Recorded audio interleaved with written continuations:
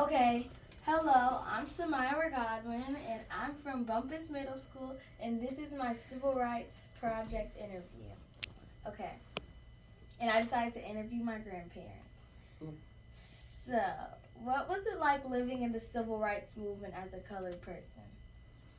It was okay, but not as well as you would expect it to be. So we did some things, listened to some things, and some people got along with others and some didn't. So uh, we um, was in well anyway. We had a okay time during that time. I put it that way. Okay, Granddad, how about you? Well, I said, how about I tell you, when I was coming up in the civil rights time, it was rough. Blacks couldn't do nothing much. We couldn't do nothing much at all, and you have to be very careful what you did do. But as it all came down, we came through because I just believed that we had God on our side. And one thing we did, we kept the love that all this was going down, still going down in the civil rights time. We still love our neighbors as ourselves. And I just want to say that I feel good when I came through it, the civil rights, because it was rough. It wasn't nothing, you couldn't go outside good, much, or nothing. If they see you out by yourself, you were in trouble. They'll try to whoop you or beat you or something like that. But God took, Mm-hmm. But God took care of. And me, everybody wasn't lucky as I was. But it's a lot of us got whooped. A lot of us got hurt real bad and everything. But I just thank God for just bringing us through. And what I mean by bringing us through, I just thank God because I can love my enemies. I can love my enemies. I don't care how hard I was back there. Everything was hard and everything. I look like he did. Everything goes away. Made it go away from me. So I still love them the same as it was back in those days. And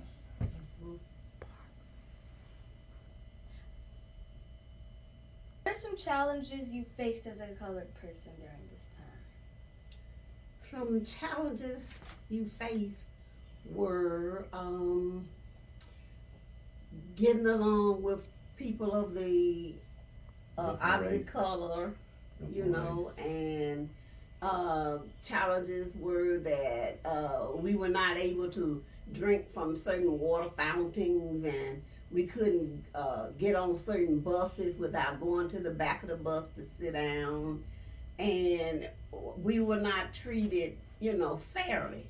Sometimes you find yourself where the I say other race would pick at you, write things about you, and it was just a difficult time during that time. Okay, Granddad. Okay, Granddad, what are some challenges you faced as a colored person? just like my wife said, back in those days, they had fountains that said colors and white. Color and white. So you had different fountains to drink out. I remember that I was at work when I started working at USD, and I went and drunk out the white fountain, but I didn't realize it was the white fountain. But I just got looked at, and then when I realized it, that this was the white side to drink water, and this side was the black. I drunk out the black, and then everything was okay. And they looked at me real hard. But I faced some challenges that I slipped out and went out to my friend's house out in Brighton. My father didn't know where I was, and I was out there, and they were scared to death for me. and I wasn't paying no attention to the racing back in those days. And I had to get back home before dark, and it was a long walk. But I came back home safely. Everybody was worried about me, but I could surely say that God had me. He had his hand up on me, because I didn't have no problem as I was coming back home. Okay.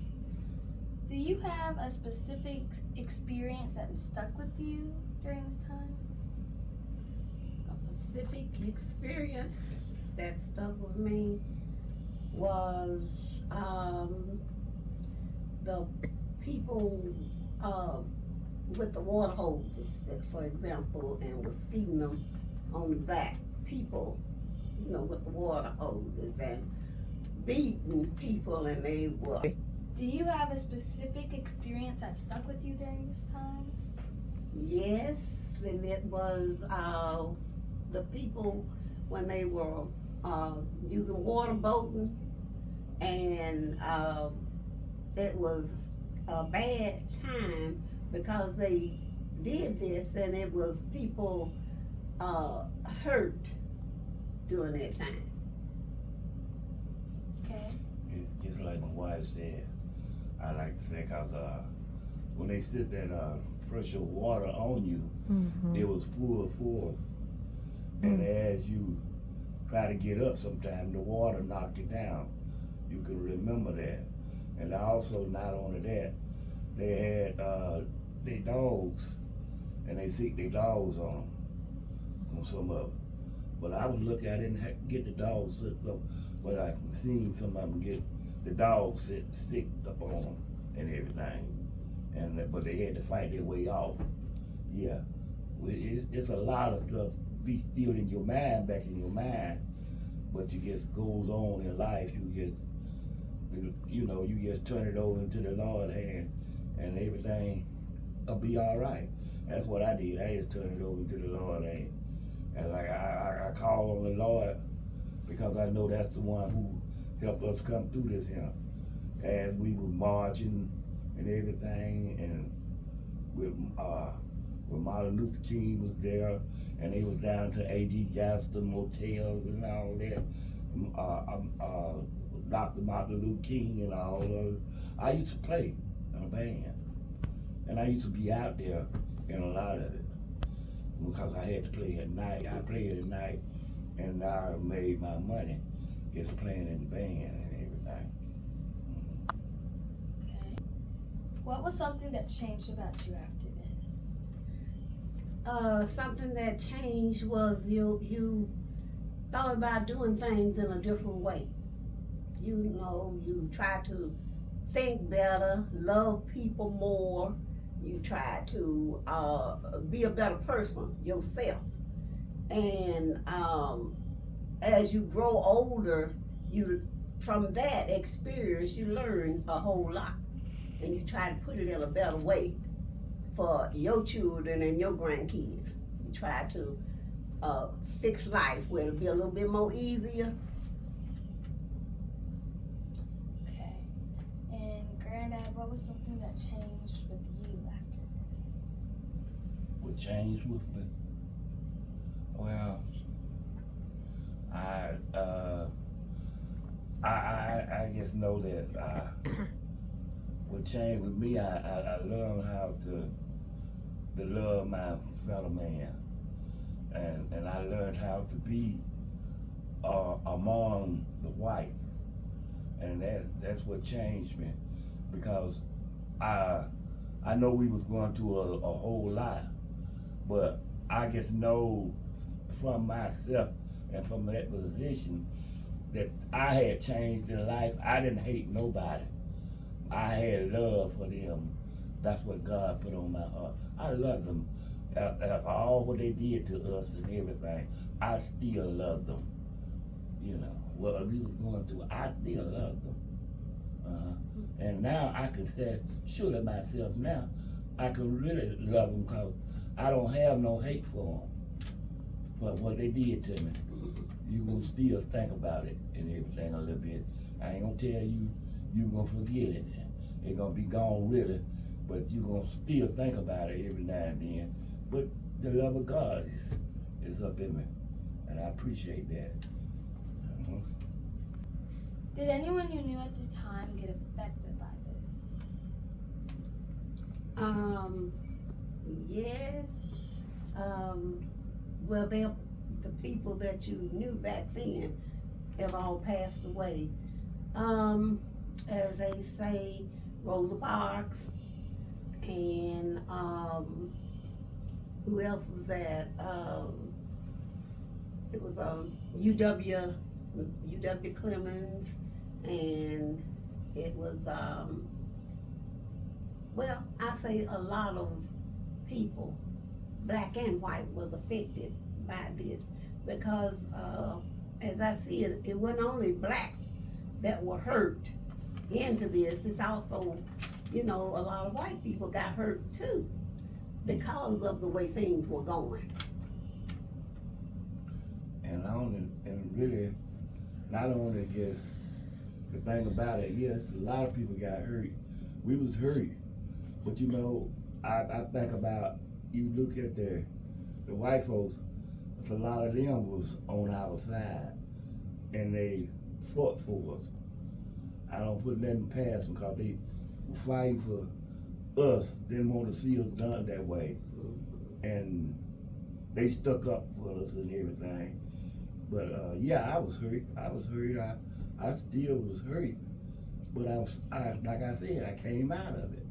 God, God brought us out. If you wanted to be brought out, he brought you out and kept you. And see, when I said kept you, you ain't trying to start a mess all the time or keep up the devilment all the time. You want to go and live straight and live on. And then, cause by all this time, me and my wife, we had our kids and everything, and sometimes we be afraid for our kids. But I noticed by that way, how God took care of us, he took care of our kids. And not only that, my brother, how they did him, but he came through too. He was in there in jail and everything back there in those days. Yeah, I remember I didn't want him in there, but ain't nothing I could do. Cause he got out there and marched just like the rest of them, tried to do what he can to help our people, cause we was going through some changes back there in them days. Okay. What are some things you did to cope with this? Pray. We had to pray back then. Do a lot of praying and singing. Singing gospel songs and some of the old time songs like Hold On Just a Little While Longer. Everything will be all right. And we also had a song, it was Coming Up on the Rough Side of the Mountain. We used to sing all those songs like that to get a little peace. But most of all, we prayed. Okay, Brenda. And just like you said, prayer changes that. And once you going through these things, you got to stay with God.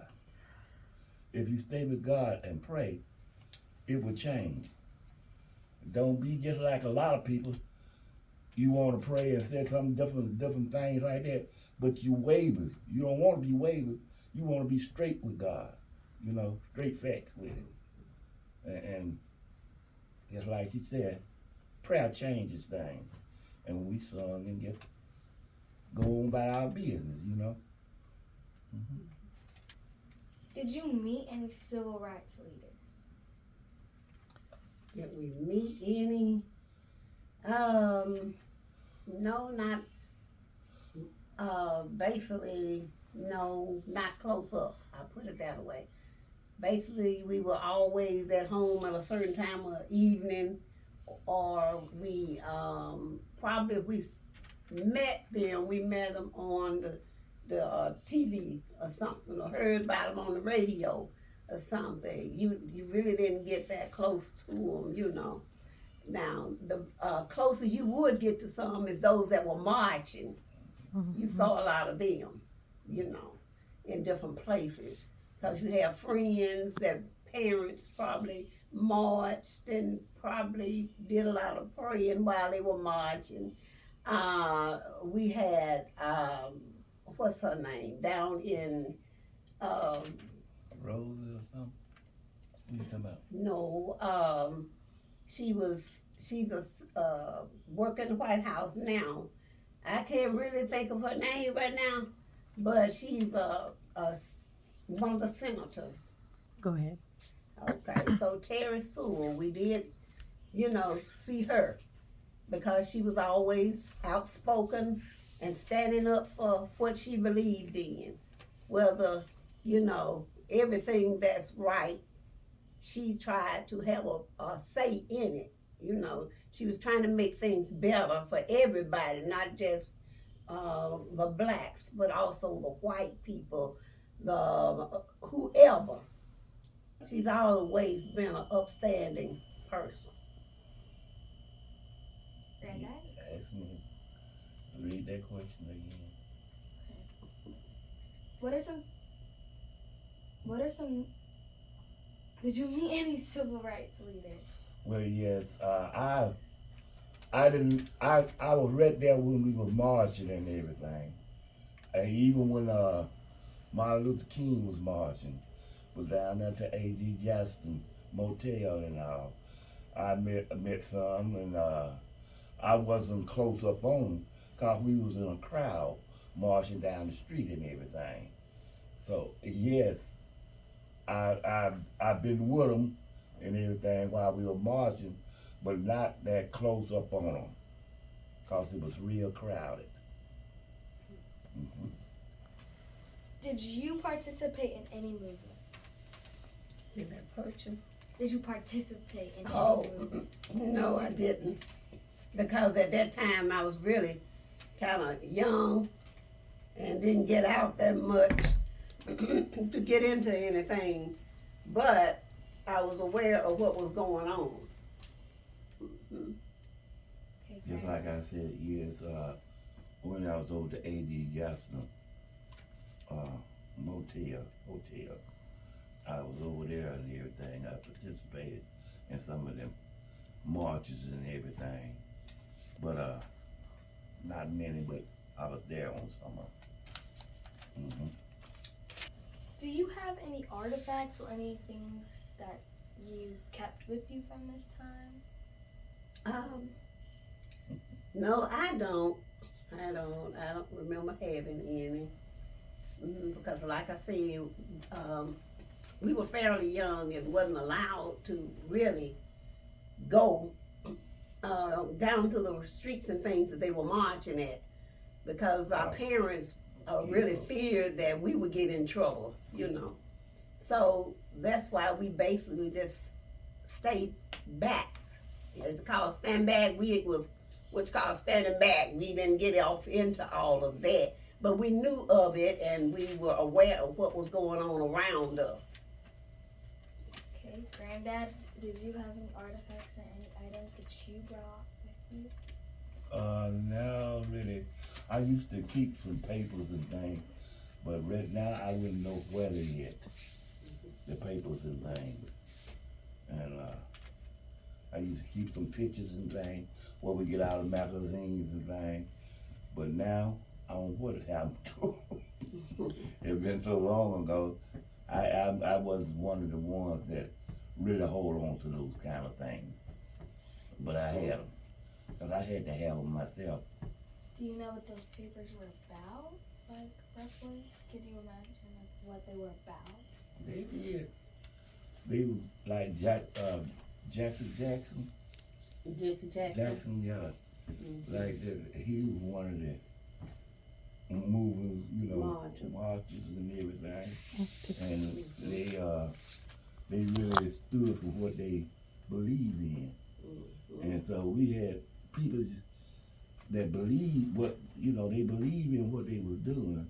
And so you just got to believe just like they did.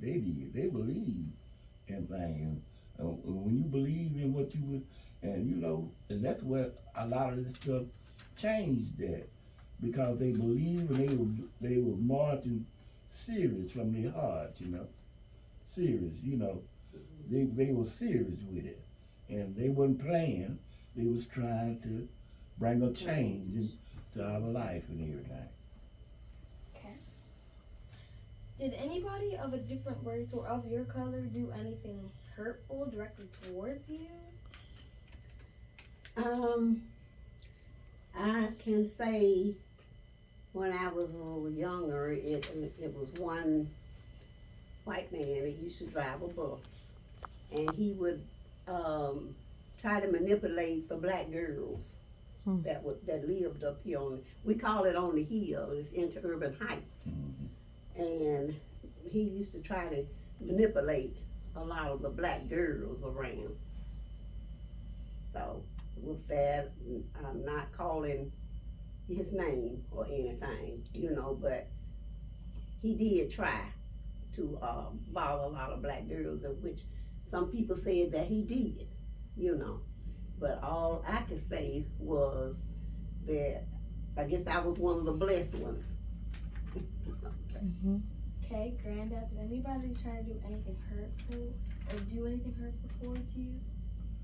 Do anything try to hurt you? Like hurtful towards you? Oh, no. Every once in a while you might got a word, nigga, or something like that, you know, but we didn't pay no attention. It didn't hurt me, you know, because I didn't really get mad and act no fool. And that's how trouble starts when you act a fool, you know. No, that nobody hurt me, you know, that didn't hurt me. I've been called worse. How old were you when the civil rights ended, if you could remember? How old were you? When is it ended? When it ended, it was in the 60s or 70s, I believe. And I would have been, what, 19 or 20? Yeah, late 1960s. Okay, Granddad? Late 1960s.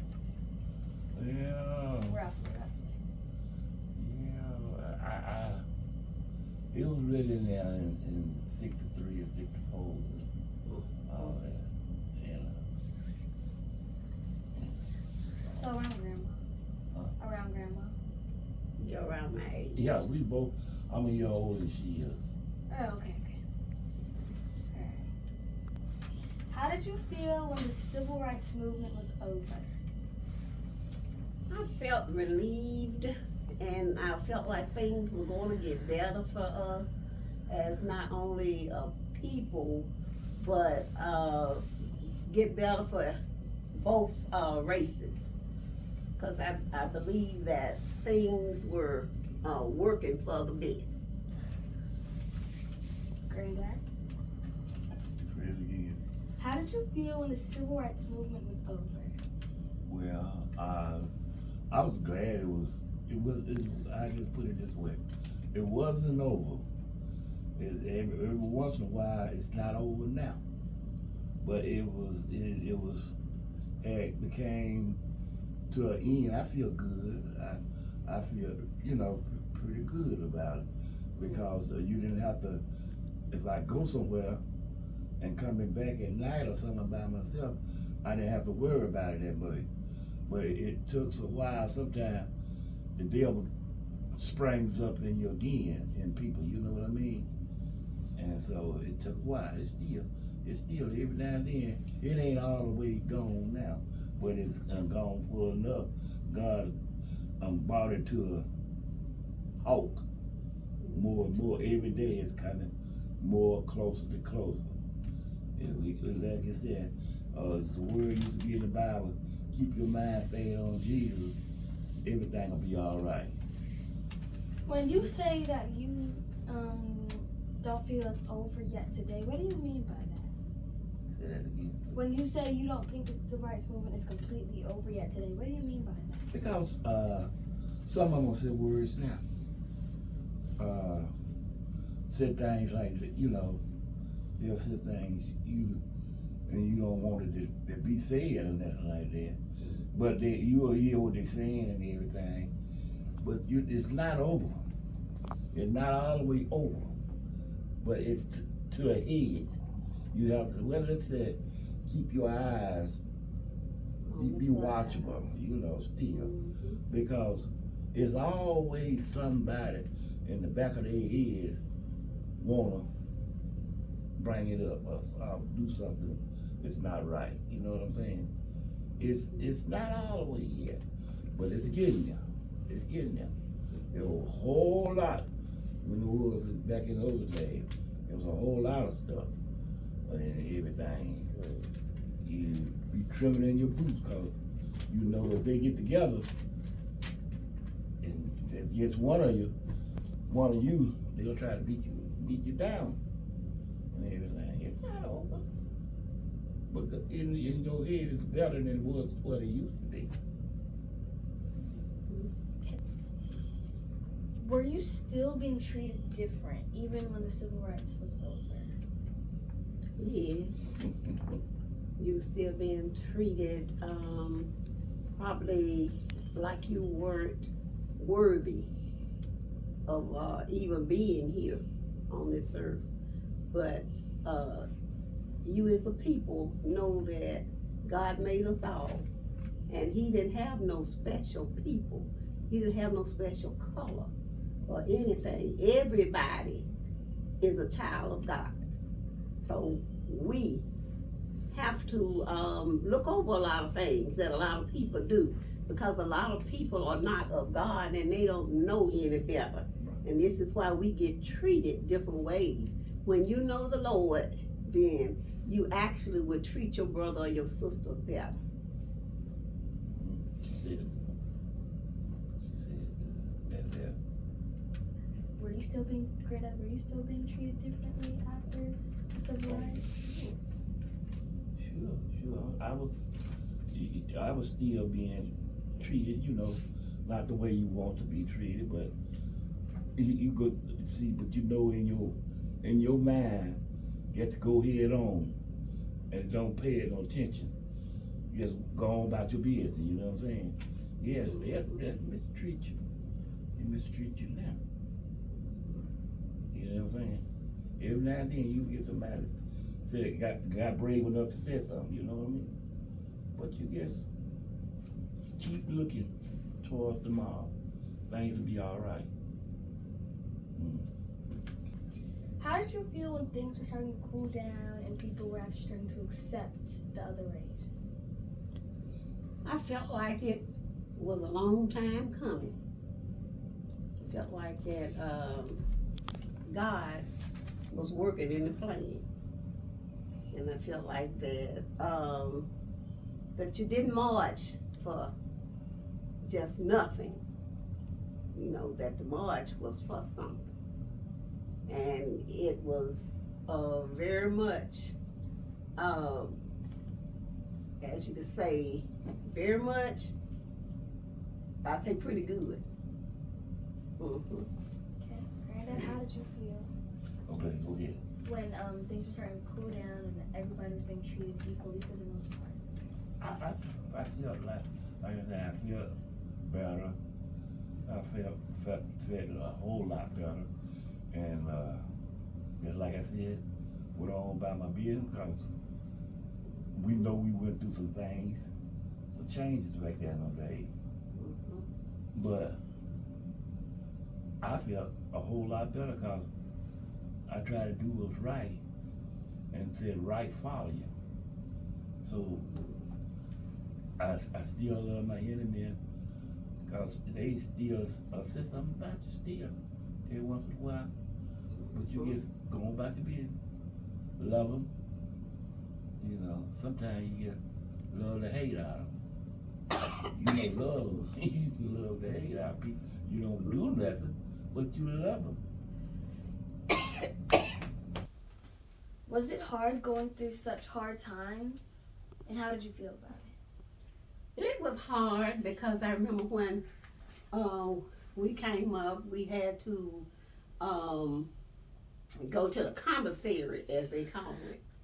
And you would go to the commissary, you get big blocks of cheese, you get a loaf of chopped ham, and it was maybe some canned goods, powdered eggs and milk, powdered milk and stuff like that. So it was very hard during that time.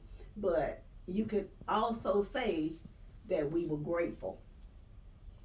We were grateful because although we was going through a lot, that God still had provisions for us.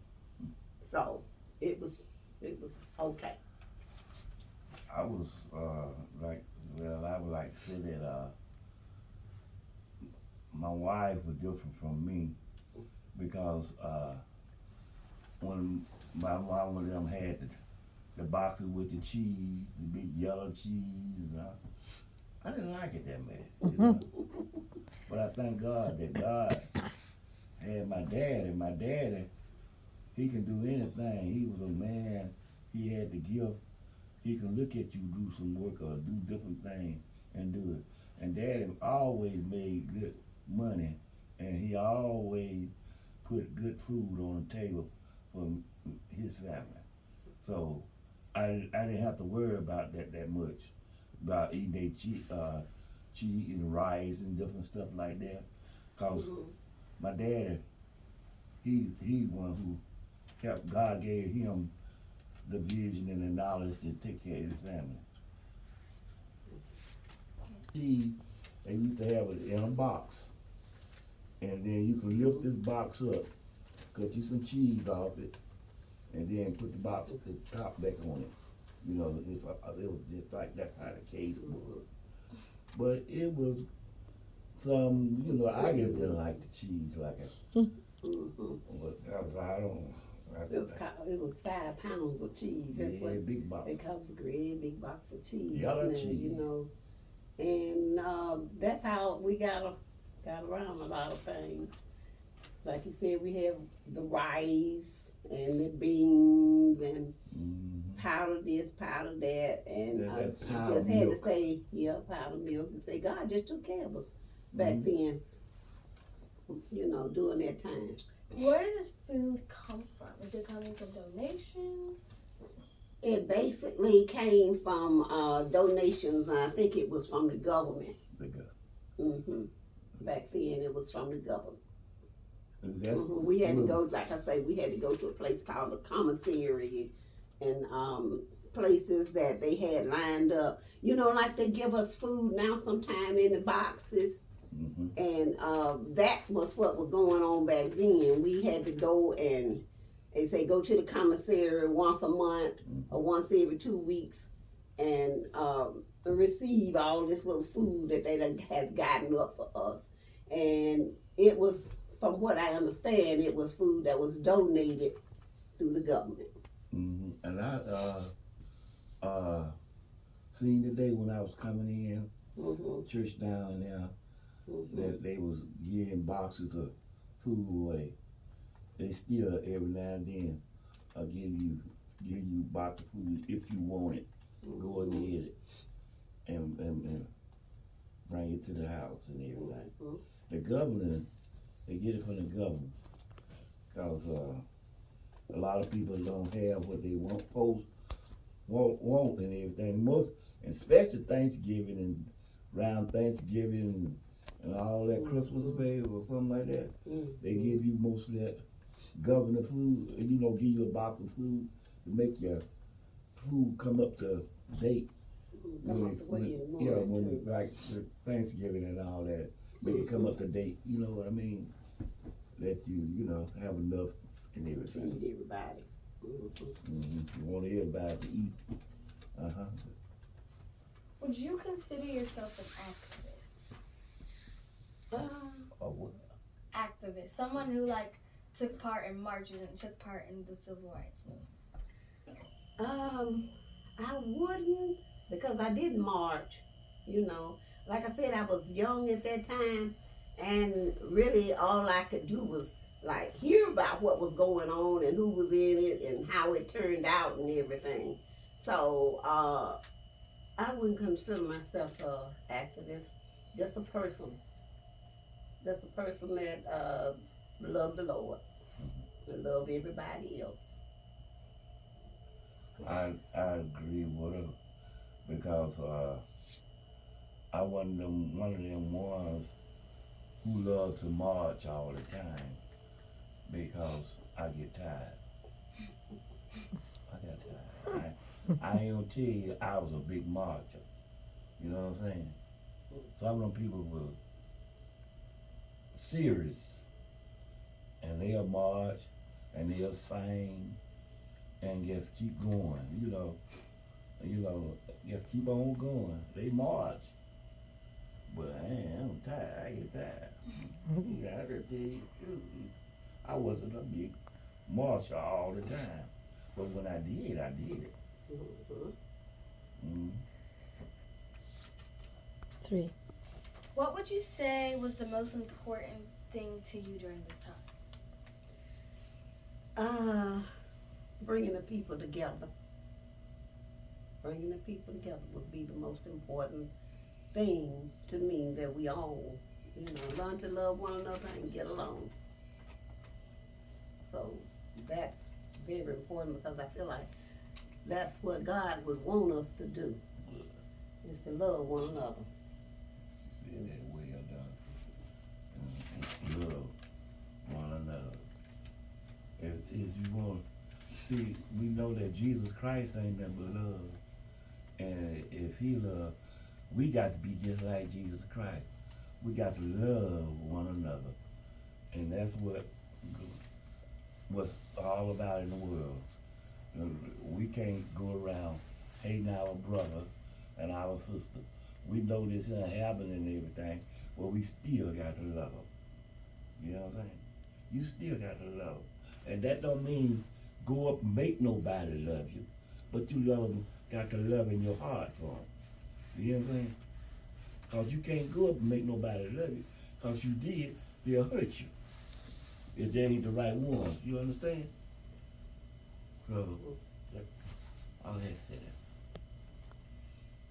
What was the most important event you witnessed during the Civil Rights Movement? The most important event was the march across the Edmund Pettus Bridge. Down Selma. Mm-hmm. It was a very important event. When they get together and they march. And they, like we do it every year, just like every year now, they go down Selma and march across the bridge down Selma. I can't call the name of it. Edmund Pettus Bridge. Well, the Edmund Pettus Bridge. Mm-hmm. But they do it every year. And it's supposed to be not letting you forget where you came from. You know, they're supposed to let you know, let a lot of these young people know where you had to come from. And they go across the bridge and then they singing, "This little light of mine, I'm gonna let it shine." Go telling on the mountains, guess anything, freedom, let freedom reign. All of this, just enjoying where the Lord brought you from. And you had to march, sing, and let's let you know where you really came from back in your days. Because if we didn't do this, we wouldn't remember what we did, remember what we did back in those days, how we came through the struggle. Very important. Mm-hmm. Okay, so that was the interview with my grandparents. What is your name? I'm Carolyn Godwin. And your name? My name is Theodis Godwin. And what is your age? Theodis Godwin, Senior. What is your age? I'm 64 years old. 74, I'm sorry. 74. 75 years old. In May, I'll be 76. Yay. Thank you for your time. You quite welcome. Okay. You're gonna say something? I'm Samira Godwin, student from Bumpus Middle School, and this is my civil rights project. Thank you. All right.